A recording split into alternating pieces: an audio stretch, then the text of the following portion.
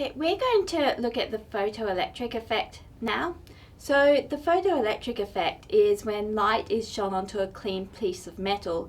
That piece of metal can eject electrons from its surface. Now, the photoelectric effect was very important for quantum mechanics because Einstein's explanation of the photoelectric effect was one of the first solid pieces of evidence for quantum mechanics.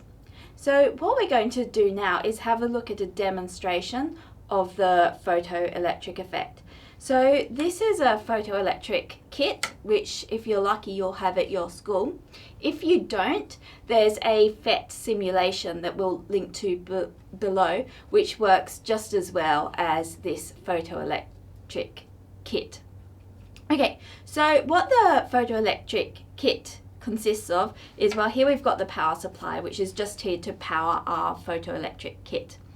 Our photoelectric kit, inside it's got a cathode, which is cesium on silver oxide. So that's chosen because cesium on silver oxide is very good at releasing electrons.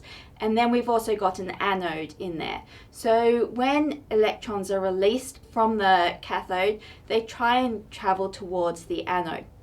But what we've got in there to stop that is a voltage source. So this will generate a voltage between the anode and the cathode, and this can make it harder and harder for those electrons to get from the cathode to the anode.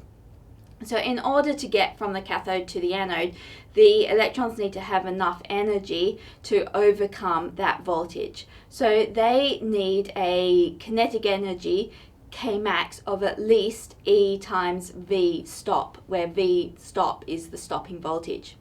Okay, so the other important pieces of this photoelectric kit are at the back. We've got a light source, and we can vary the color and we can vary the intensity of this light source.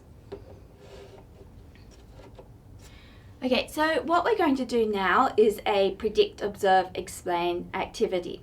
So as we've discussed, we can vary the stopping voltage in here, which makes it harder and harder for electrons to travel from the cathode to the anode.